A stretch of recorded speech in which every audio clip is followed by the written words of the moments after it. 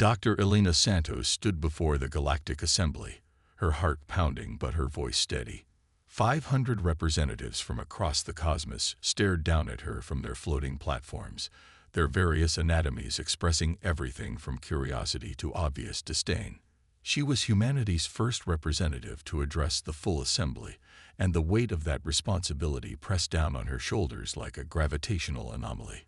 "Distinguished members of the assembly," she began, "I understand your concerns about humanity's inclusion in galactic society, but I assure you, we are not the threat you believe us to be."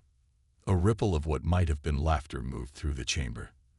The Nixilian representative, a being of pure energy contained within a crystalline matrix, pulsed with skepticism. "Not a threat. Dr. Santos, your species has violated fundamental laws of probability no fewer than 12,000 times since we began monitoring your civilization. Just yesterday, one of your astronauts survived a complete suit breach in deep space by, and I quote from the report, holding his breath really hard and thinking about his daughter's birthday party." Elena couldn't help but smile. "Ah yes, Commander Chen. He's actually requested to return to active duty already. His daughter's party is next week, you see, and he promised to bring space rocks." The chamber erupted in a cacophony of translated protests and exclamations. The archivist's representative, a towering insectoid being, clicked its mandibles in agitation. "This is precisely our concern, Dr. Santos. Your species treats the impossible as merely inconvenient. You bypass quantum encryption by guessing passwords correctly on your first try. You survive fatal injuries because you are too stubborn to die. One of your scientists solved a millennium-old mathematical proof because, in her words, the numbers looked lonely. With respect," Elena countered, "we don't see these as violations of natural law. Humanity simply has a different relationship with probability."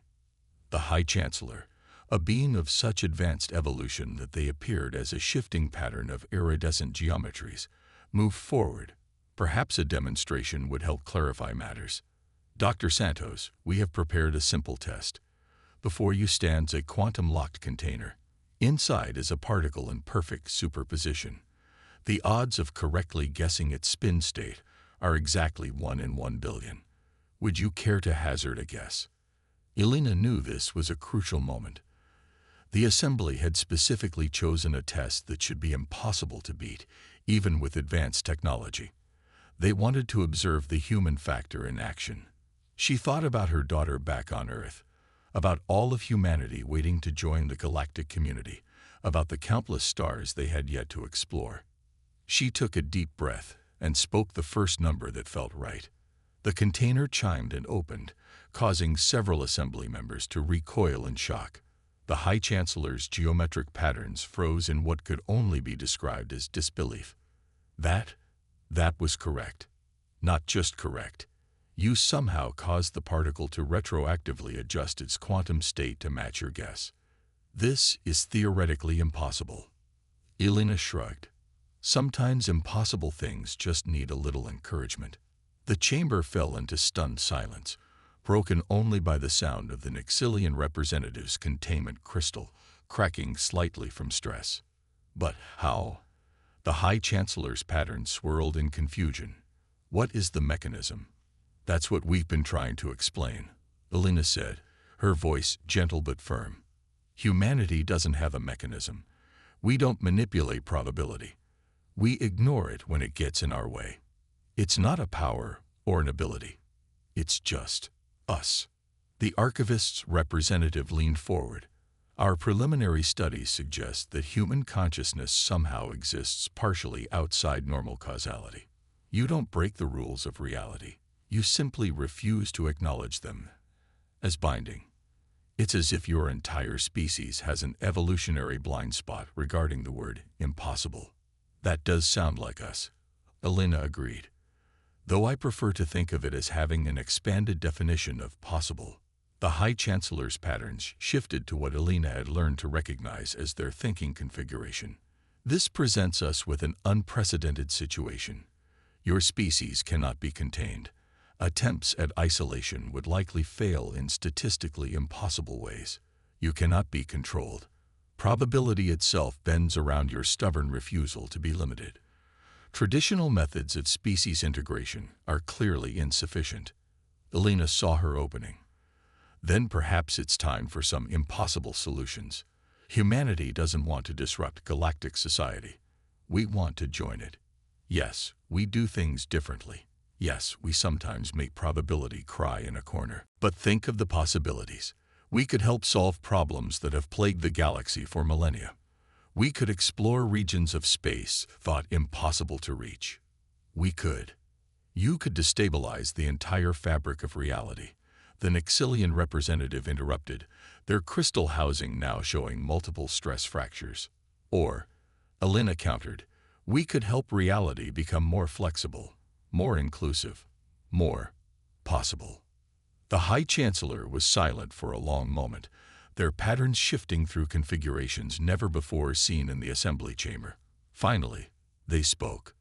Dr. Santos, your species terrifies us. You treat the fundamental laws of the universe as polite suggestions.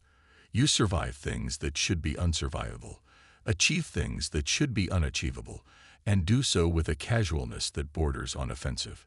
Elena's heart sank, but the High Chancellor wasn't finished. And yet, perhaps that is exactly what our galaxy needs. We have grown too rigid, too bound by our understanding of what can and cannot be. Your species' gift, or curse, might be precisely the catalyst required for the next stage of cosmic evolution. The chamber erupted in discussion, arguments, and counter-arguments flying between representatives in a dizzying array of languages. Elena stood quietly, waiting. She knew that sometimes the most impossible thing you could do was be patient. Finally, the High Chancellor raised their manifold appendages for silence. We will put it to a vote. The question before the Assembly is this: do we accept humanity, with all their reality-bending tendencies, into the galactic community? Elena held her breath as the votes began to register. She didn't pray. She didn't need to.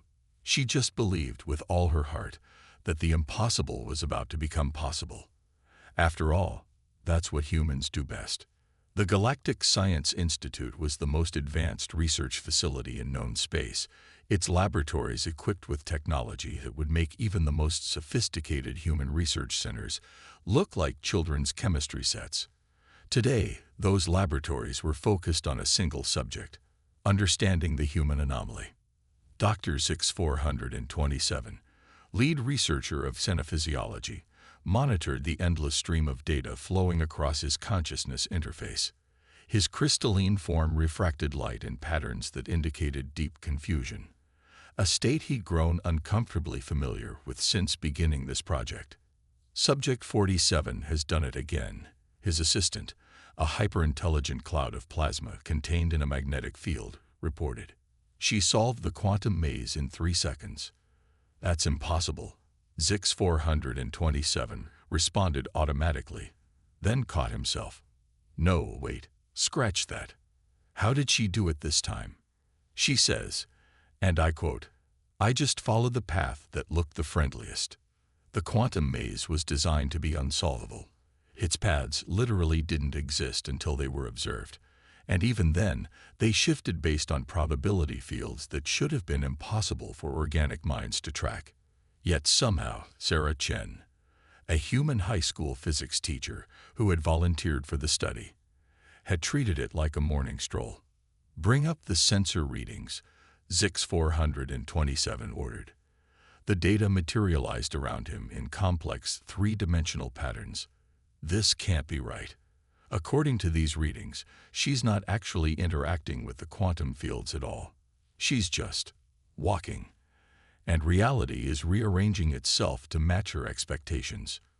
In the testing chamber below, Sarah was chatting amicably with one of the security drones, apparently having convinced its AI that it needed a coffee break. The fact that the drone neither had the capacity to drink coffee nor the programming to take breaks seemed to have no bearing on the situation. Dr. Zix, his assistant, ventured, perhaps we're approaching this from the wrong angle. We've been trying to understand how humans manipulate probability, but what if they're not manipulating it at all? What if they're simply immune to it?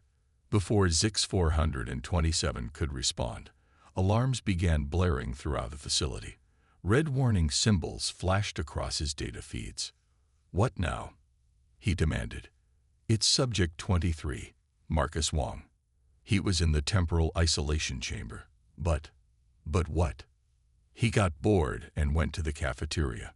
The temporal isolation chamber is still reading his presence, but he's also definitely eating a sandwich in the cafeteria.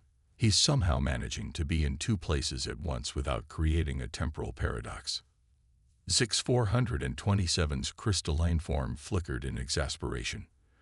That chamber was designed to be impossible to leave. The temporal fields. He says he used the door. There is no door. It's a sealed temporal field. Well, there's a door now.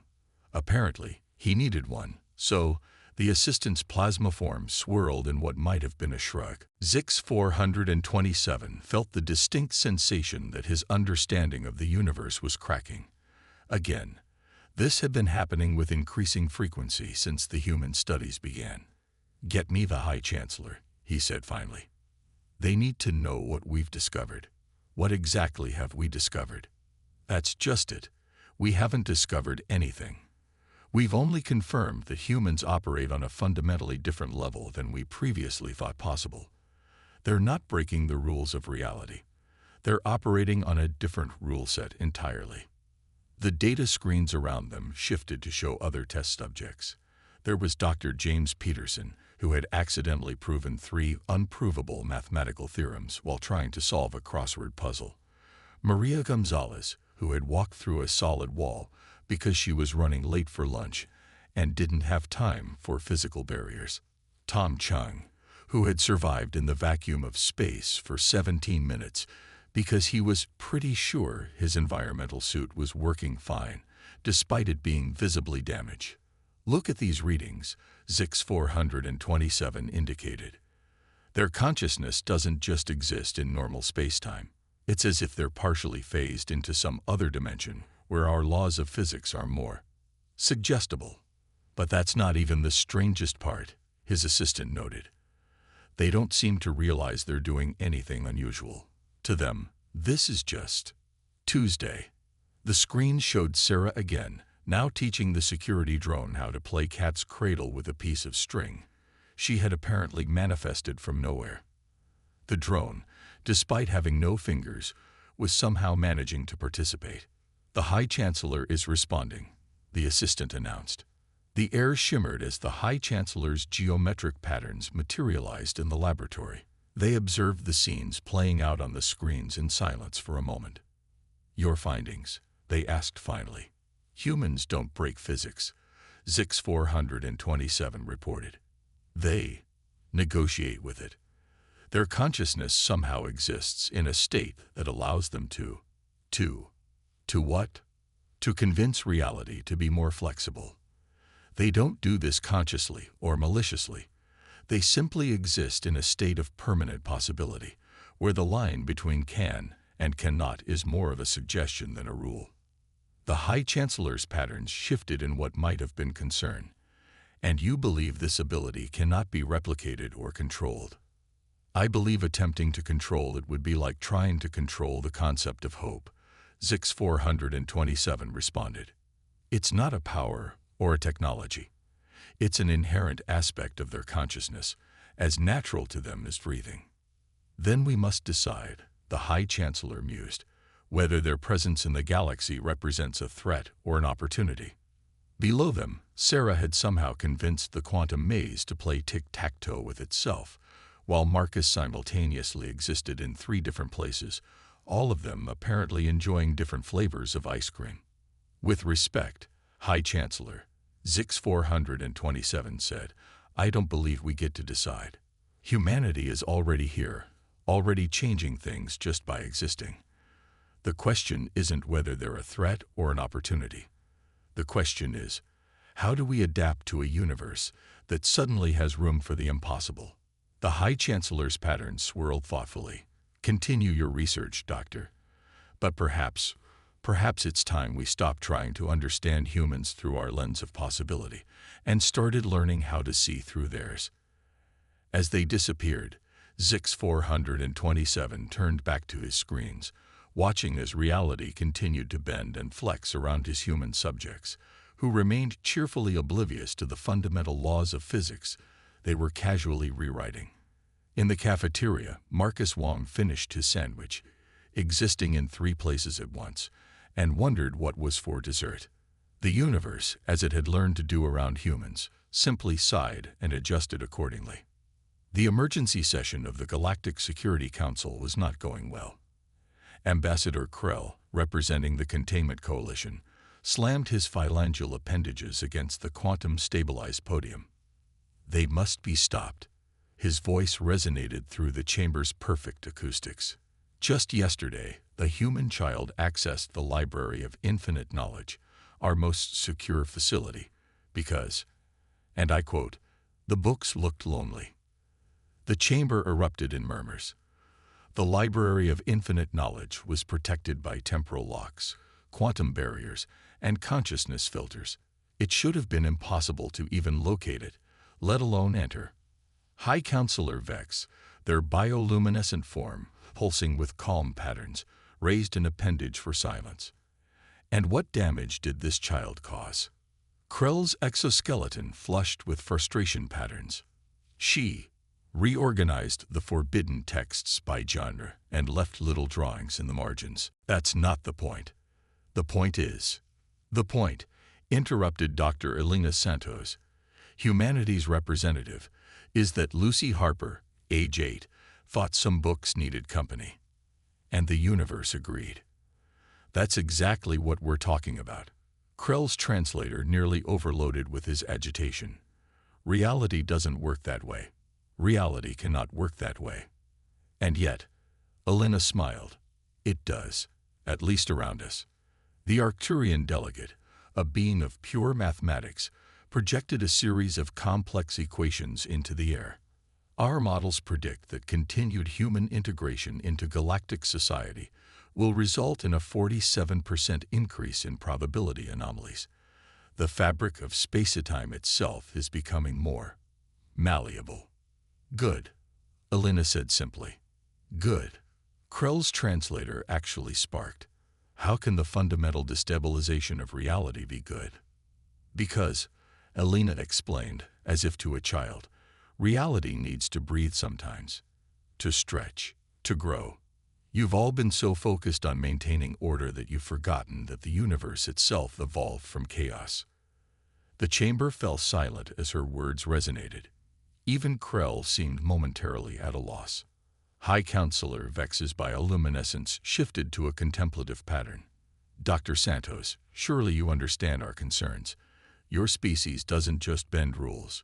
You act as if they don't exist at all. We understand rules exist, Elena corrected. We just don't believe they're unchangeable. Humanity has always pushed boundaries, questioned limits, imagined possibilities. It's not defiance, it's hope. Hope cannot rewrite physics, Krell insisted. Actually, the Arcturian delegate's equation shifted. Our latest model suggests that concentrated human optimism does have a measurable effect on quantum probability fields. Before Krell could respond, the chamber's emergency alerts activated. Holographic displays materialized, showing scenes from across the galaxy. The Containment Coalition, frustrated by the Council's inaction, had launched their plan to solve the human problem. Elena watched as the images showed coalition forces attempting to isolate human settlements, establish probability-dampening fields, and deploy reality anchors. She didn't seem concerned. You should call them back, she said quietly. Why? Krell demanded. Finally, action is being taken. Because, Elena sighed, you're about to learn why trying to contain humanity never works. The displays began showing the results of the coalition's efforts. Reality anchors were being used as jump ropes by human children. Probability-dampening fields had somehow been converted into impromptu dance floors. One group of humans, finding themselves isolated by a quantum barrier, had decided to teach the barrier how to play poker. As we speak, Elena continued, humanity is turning your containment efforts into community activities, not out of malice or defiance, but because that's what we do. We adapt, we connect, we transform barriers into bridges. The displays showed more scenes, coalition forces increasingly baffled by their complete inability to contain or control human activities. Every measure they took was not so much defeated as it was cheerfully incorporated into whatever the humans had decided to do instead. "This is impossible," Krell whispered, his exoskeleton pale with shock. "You keep using that word," Elena smiled. "I don't think it means what you think it means." High Counselor Vex's bioluminescence had shifted to a previously unseen pattern. "Dr. Santos, how do you suggest we proceed? We cannot simply allow chaos, though." "It's not chaos," Elena interrupted gently. "It's evolution. The universe is vast and full of wonders we haven't even imagined yet. But we'll never discover them if we remain bound by what we think is possible." The displays showed a final image, a human colony that had been targeted for isolation. The coalition forces had arrived to find the entire settlement had simply relocated. Not through any known means of transportation. They had apparently just decided to be somewhere else, and reality had politely complied. "The choice before you isn't whether to allow humanity into your carefully ordered galaxy," Elena said, her voice carrying to every corner of the chamber. "We're already here. The choice is whether you want to fight a war you can't win against the concept of possibility itself, or," she smiled, "or you can join us in making the impossible possible." Krell slumped in defeat as his coalition forces reported failure after failure. The Arcturian delegates' equations had evolved into forms that shouldn't have been able to exist. High Counselor Vex's bioluminescence had settled into a pattern that suggested both resignation and fascination. "To be clear," Elena added, "we don't want to disrupt your societies or upset your order. We just want to show you that there's more to reality than you've imagined. Much more." As if to emphasize her point, somewhere in the galaxy, Lucy Harper had just finished organizing the forbidden texts of the Library of Infinite Knowledge and was now teaching an ancient wisdom tome how to tell jokes. The tome, against all known laws of reality, was turning out to have quite a good sense of humor. The universe, as it always did around humans, simply shrugged and made room for one more impossible thing. The Galactic Archives, a vast complex that stored the accumulated knowledge of 1,000,000 civilizations, had never been so busy. Researchers from across the cosmos crowded its halls, all seeking the same thing: understanding of the species that had turned their understanding of reality upside down. Chief Archivist Valon, a being composed of living data streams, observed the scene with growing fascination. Dozens of screens displayed human history, culture, and achievements. But it wasn't just the official records drawing attention. Researchers were particularly interested in what humans called fiction. They imagined things, Professor Ixel, a quantum consciousness specialist, explained to a group of bewildered colleagues. They create entire universes in their minds, populate them with impossible beings, and then they write them down. They share them. They make them real through belief alone. "But how does this relate to their reality-altering abilities?" asked a younger researcher. "Don't you see?" Ixel's energy form pulsed with excitement. "They've been training for this their entire existence. Every story, every dream, every wild imagination. They've been practicing the art of making the impossible possible since they first gained consciousness." In another section of the archives, Dr. Elena Santos watched as alien researchers pored over human fairy tales with the same intensity they usually reserve for quantum physics treatises. She couldn't help but smile as a group of Rigelian scientists debated the practical applications of happily ever after. "Fascinating, isn't it?" A voice spoke behind her. She turned to find High Chancellor Vex, their geometric patterns shifting in what she learned to recognize as genuine curiosity. "What is?" Elena asked, though she had a feeling she knew. Your species has spent its entire history telling stories about doing impossible things. Flying, traveling through time, speaking with animals, changing fate itself. You didn't just tell these stories, you believed in them. Not literally, perhaps, but their patterns swirled thoughtfully. You believed in the possibility of possibility. We call it hope, Alina said simply. Hope. Vex repeated the word as if tasting it. We're beginning to understand that this, hope, might be the key to everything. Your species doesn't alter reality through technology or biological ability. You do it through pure, unfettered belief in better possibilities. Around them, the archives hummed with activity. A team of xenanthropologists was analyzing human children's drawings, trying to understand how humans could imagine impossible things so easily. Another group was studying human music, fascinated by how it could convey emotions that shouldn't exist in three-dimensional space. There's more, Vex continued. We've been monitoring global probability patterns since humanity joined the galactic community. The changes aren't limited to human activities anymore. Reality itself is becoming more flexible. Other species are beginning to exhibit similar abilities, though to a lesser degree. Alina's eyes widened. You mean? Yes. Your species isn't just adapting to the universe. You're teaching the universe to adapt. Every impossible thing you accomplish, every barrier you cheerfully ignore, every rule you casually bend. You're showing reality itself that there are other ways to be. In a nearby research pod, a young Centaurian researcher had just successfully manipulated a probability field by, in their own words, thinking happy thoughts.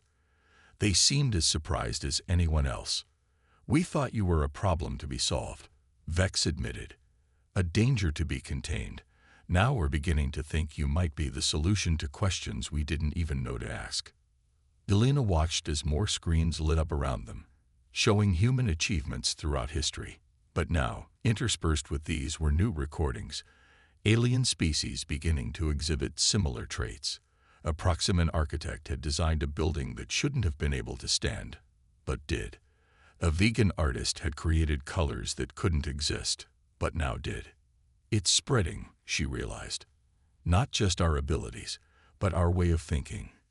Yes, Vex's patterns formed what Alina recognized as a smile.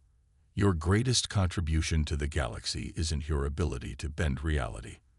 It's your ability to teach others that reality can be bent. That impossible is just a word, not a law. A commotion drew their attention. A group of researchers had discovered human internet memes and were trying to understand how such seemingly nonsensical combinations of images and text could alter probability fields through shared belief alone. We've been studying the wrong thing all along, Vex mused. We thought we were studying a species that could break the rules of reality. But what we're actually observing is a species that never truly believed in those rules in the first place. You see the universe not as it is, but as it could be. Alina nodded. Every human child knows that if you believe in something hard enough, if you want it badly enough, if you work towards it persistently enough, anything is possible. And now, Vex gestured to the screens showing more and more instances of other species beginning to exhibit similar traits. You're teaching that lesson to the galaxy itself. In a corner of the archives, a young alien child had just made a paper airplane fly in a perfect loop, not through any technology or physical force, but simply because they really wanted it to. The universe, growing increasingly accustomed to such things, simply added one more impossible possibility to its expanding repertoire. The human factor, as it had come to be known, wasn't a problem to be solved. It was a gift to be shared, a lesson to be learned, a door to be opened. And through that door lay infinite possibilities, waiting to be believed into existence. The observation deck of the Galactic Core Station offered the most breathtaking view in the known universe. Dr. Alina Santos stood there now, watching the swirling colors of probability waves dancing across space, a phenomenon that hadn't existed before humanity joined the galactic community. Beautiful, isn't it? Said Dr. Zix 427, his crystalline form refracting the light show. We used to think the universe was fixed, unchangeable. Now look at it. Reality itself is learning to dance. We're getting reports from across the galaxy, High Chancellor Vex added, their geometric patterns flowing in harmony with the cosmic display. The changes are accelerating. Evolution itself is taking a new path. Elena nodded, watching as a group of alien children played nearby, casually doing things that should have been impossible. They weren't copying human abilities. They were developing their own unique ways of bending reality. The universe, it seemed, had learned to embrace possibility. We finally understand, Vex continued. Humanity wasn't an anomaly or a threat. You were the catalyst the universe had been waiting for. The screens around them displayed data from across the galaxy. Species that had once been bound by rigid physical laws were discovering their own ways to reshape reality. But they weren't doing it the human way. Each species was developing its own unique relationship with possibility. It's like watching the universe wake up, Zix 427 observed. For billions of years, reality operated on fixed rules. Then humanity came along and said, "What if?" And the universe listened. A team of xenobiologists had recently published a groundbreaking paper theorizing that consciousness itself was evolving. Humanity hadn't broken the rules. They'd simply been the first to realize the rules were more like guidelines, meant to be grown beyond. We thought we were studying humanity. Vex's patterns shifted thoughtfully. But humanity was studying us all along. Every time you faced an impossible situation, every time you chose hope over limitation, every time you imagined a better way, you were teaching the universe itself how to evolve. Elena watched as a nova bloomed in the distance, its colors impossibly beautiful, because a human artist had once wondered why supernovas couldn't be more colorful. The universe, in its newly flexible state, had decided this was a reasonable question. The real breakthrough, Zix 427 added, was realizing that human consciousness wasn't unique in its ability to affect reality. It was just unique in its willingness to try. You showed us that consciousness itself is a force of nature, capable of reshaping reality when it believes strongly enough. And now? Elena asked, though she could see the answer unfolding before them. Now, Vex responded, we're entering a new phase of cosmic evolution. Not just biological or technological, but consciousness itself is evolving. Reality is becoming more collaborative. The screens showed more examples. A Rigelian philosopher had discovered that pure mathematical concepts could be reshaped through focused contemplation. A group of Proximan children had invented a new color by collectively believing it should exist. The Arcturians had begun experimenting with teaching quantum particles to dance. But the most remarkable thing, Zix 427 noted, is that it's not chaos. Reality isn't breaking down. It's growing up, becoming more complex, more beautiful, more alive. Elena smiled as she watched a passing starship leave a trail of probability. Ripples in its wake. Its pilot had decided that space was too dark and could use some decoration. The universe, increasingly amenable to such suggestions, had happily complied. We were so afraid, Vex admitted. We thought your species would destroy the orderly universe we knew. Instead, you showed us that the universe we knew was just the beginning. That's always been humanity's gift, Elena replied. Not breaking rules, but showing that rules can grow. Not defying reality, but believing in its capacity to become more than it is. The observation deck filled with more observers as word spread about the probability waves. Each species saw them differently, interpreted them through their own cultural and biological lenses, and somehow, impossibly yet perfectly, all these different perspectives were simultaneously true. So what happens now? Zix 427 asked. Elena watched as a child. She couldn't even tell what species anymore. Drew patterns in the air that stayed there, glowing with impossible light. Now we explore. Now we grow. Now we see just how possible possibility can be. The universe, no longer bound by what it had once thought were immutable laws, sparkled with potential. It had learned, through humanity's stubborn insistence on hope, that reality was not a fixed set of rules but a living, growing thing. And like all living things, it could evolve.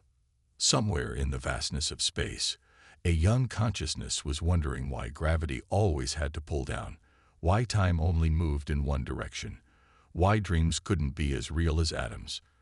And the universe, having learned the joy of possibility from humanity, was listening with interest. The human problem, as it turned out, had never been a problem at all. It had been an invitation to join in the dance of creation, to participate in the ongoing story of existence itself. Humanity hadn't changed the universe. They had simply reminded it that change was possible. And the universe, to everyone's delight, and nobody's surprise, had turned out to be an excellent student.